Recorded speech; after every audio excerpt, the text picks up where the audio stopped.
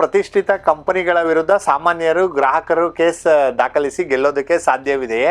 ಹೀಗೆ ಗ್ರಾಹಕರು ಕೇಸ್ ಗೆದ್ದ ಕಂಪನಿಗಳು ದಂಡ ವಿಧಿಸೋ ಉದಾಹರಣೆ ಇದೆಯಾ ಅಂತ ಅಂದ್ಬಿಟ್ಟು.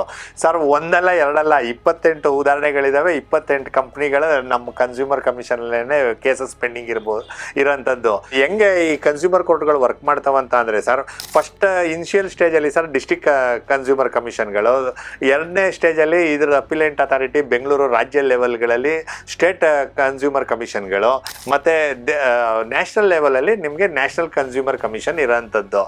ಇಲ್ಲಿ ಸರ್ ಈ district consumer commission up to 1 crore ಒಳಗಡೆ ರಿಲೀಫ್ ಇರೋಂಥ ಕಂಪ್ಲೇಂಟ್ಗಳನ್ನ ಹ್ಯಾಂಡಲ್ ಮಾಡ್ತದೆ. ಈ ಸ್ಟೇಟ್ ಕಮಿಷನ್ಗಳು 1 ಕೋಟಿಯಿಂದ 10 ಕೋಟಿ ಒಳಗಡೆ ಇರೋಂಥ ಕ್ಲೇಮ್ಸ್ಗಳನ್ನ ಹ್ಯಾಂಡಲ್ ಮಾಡ್ತದೆ. 10 ಕೋಟಿಗಿಂತ ಮೇಲ್ಪಟ್ಟಿರೋಂಥ ಯಾವುದೇ ಕ್ಲೇಮ್ಸ್ ಇದ್ರೂ ನ್ಯಾಷನಲ್ ಕಮಿಷನ್ ಹ್ಯಾಂಡಲ್ ಮಾಡ್ತದೆ. ಈ ನ್ಯಾಷನಲ್ ಕಮಿಷನ್ ಮುಗಿದ್ರೆ ಇನ್ನಿರೋಂಥದ್ದೇ ಸುಪ್ರೀಂ ಕೋರ್ಟು. ಇಲ್ಲಿ ಬೇರೆ ಯಾವುದೇ ಮ್ಯಾಜಿಸ್ಟ್ರೇಟ್ ಕೋರ್ಟ್ಗಳಾರು ಆಗಲಿ, ಸಿವಿಲ್ ಜಡ್ಜಸ್ ಯಾರು ಆಗಲಿ ಈ ಕೇಸ್ಗಳನ್ನ ಎಂಟರ್ಟೈನ್ ಮಾಡೋದಕ್ಕೆ ಬರೋದಿಲ್ಲ. ಇಲ್ಲಿ ಸರ್ ಸಾಮಾನ್ಯ ಜನರು ಇವ್ರ ಮೇಲೆ ಕೇಸ್ ಹಾಕ್ಬೋದಾ ಪ್ರತಿಷ್ಠಿತ ಕಂಪನಿಗಳ ಮೇಲೆ ಅಂತ ಹೇಳ್ತೀರಾ. ಪ್ರತಿನಿತ್ಯ ನಾವು ಇದನ್ನೇ ನೋಡ್ತಾ ಇರೋಂಥದ್ದು. ನಮ್ಮ ಕೋರ್ಟ್ಗಳಲ್ಲೂ ಸಹ 150ರಿಂದ 200 ಕೇಸ್ಗಳು ಪ್ರತಿಷ್ಠಿತ ಕಂಪ್ನಿ ಮೇಲೆ ಇರೋದು. ಈಗ ಒಂದು 4 ವೀಲರ್ ತಗೊಳ್ತೀವಿ, ಏನೋ ಡಿಫೆಕ್ಟ್ ಇರ್ತದೆ, ನಾವು ಟಾಟಾ ಕಂಪ್ನಿಯವ್ರನ್ನೇ, ಟಾಟಾ ಮ್ಯಾನೇಜಿಂಗ್ ಡೈರೆಕ್ಟರ್ನೇ ಪಾರ್ಟಿ ಮಾಡ್ತೀವಿ. ಇಲ್ಲಿ ಲೋಕಲ್ ಡೀಲರ್ಗಳನ್ನ ಅಪೋನೆಂಟ್ ಪಾರ್ಟಿ ನಂಬರ್ 2, 3 ಹಿಂಗೆ ಮಾಡ್ಕೊಂಡು ಹೋಗ್ತೀವಿ. ಇನ್ನು ಮೊಬೈಲ್ ಕಂಪ್ನಿಗಳು, ಸ್ಯಾಮ್ಸಂಗ್ ಆಗ್ಬೋದು, ಟಿ ವಿ ಕಂಪ್ನಿಗಳು, ದೊಡ್ಡ ಕಂಪ್ನಿಗಳವ್ರ ಮೇಲೆಲ್ಲ ನಾವು ಫೈಲ್ ಮಾಡೋಂಥದ್ದು ಸರ್ವೇ ಸಾಮಾನ್ಯ.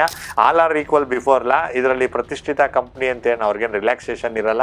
ಸಾಮಾನ್ಯ ವ್ಯಕ್ತಿ ಅಂತ ಹೇಳ್ಬಿಟ್ಟು ಅವ್ನಿಗೆ ಯಾವುದೇ ರೀತಿ ನಿರ್ಬಂಧಗಳೇನಿರೋದಿಲ್ಲ ಸರ್. ಇದು ನಾವು ಯಾವಾಗ ಗ್ರಾಹಕರಾಗಿ ಆಯೋಗಗಳಿಗೆ ದೂರು ಸಲ್ಲಿಸ್ತೀವಿ, ಆವಾಗ ನಮ್ಗಾಗಿರೋ ನಷ್ಟದ ಜೊತೆಗೆ ಪರಿಹಾರಗಳನ್ನು ಕೊಟ್ಟಿರೋಂಥ ಉದಾಹರಣೆಗಳು 100 ಇದ್ದಾವೆ. ಈಗ ಮೊನ್ನೆ ನಮ್ಮ ನ್ಯಾಷನಲ್ ಕಮಿಷನ್ ICICI ಬ್ಯಾಂಕ್ ಅವ್ರಿಗೆ ಒಬ್ಬರು ಗ್ರಾಹಕರು ಆಸ್ತಿನ ಪ್ಲೆಡ್ಜ್ ಮಾಡಿ ಆಸ್ತಿ ಪತ್ರಗಳನ್ನ ಕೊಟ್ಟಿರ್ತಾರೆ. ಆಸ್ತಿ ಪತ್ರಗಳನ್ನ ಹಿಂತಿರುಗಿಸ್ತಾ ಇರೋ ಕಾರಣ, ಆಸ್ತಿ ಪತ್ರಗಳು ಹಾಳಾಯಿತು ಅಂತ ಅಂದಿದ್ದ ಕಾರಣ ನಮ್ಮ ನ್ಯಾಷನಲ್ ಕಮಿಷನ್ 25 ಲಕ್ಷನ ICICI ಬ್ಯಾಂಕ್ ಅವ್ರಿಗೆ ಇಂಪೋಸ್ ಮಾಡಿರೋಂಥದ್ದು. ಈ ರೀತಿ ಎಲ್ಲ ಸರ್ ಹಲವಾರು ಉದಾಹರಣೆಗಳು ಇದ್ದಾವೆ.